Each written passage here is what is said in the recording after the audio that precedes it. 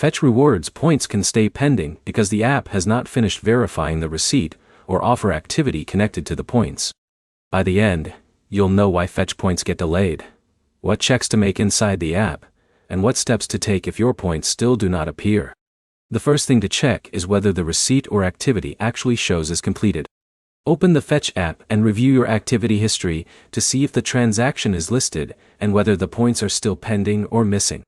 A delayed status usually means Fetch is still processing the activity instead of fully crediting the points.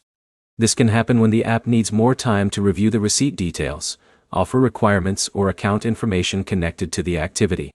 If your points are delayed, check the receipt details you submitted. Make sure the image was clear, the store information was visible, and the products connected to the offer were included correctly. You should also check whether the offer requirements were completed exactly as listed. Some offers require specific products, qualifying purchases, or other conditions before points are awarded. If everything looks correct, update the Fetch app and reopen it. App updates can fix problems where account information or point balances are not displaying correctly.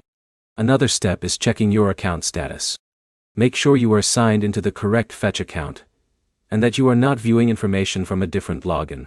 If the points are still delayed after checking these steps, contact Fetch support through the app. Include details about the receipt, the offer involved, and what you already checked so support can review the issue faster.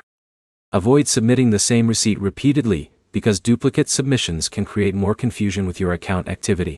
Use the original submission and follow the support process instead. The main fixes are simple. Confirm the activity is complete, review the offer requirements, and contact Fetch support if the delay continues. Start by opening your Fetch activity history and checking the exact status of the missing points. If this helped you fix your Fetch points issue, subscribe for more app troubleshooting guides and like the video for more quick fixes.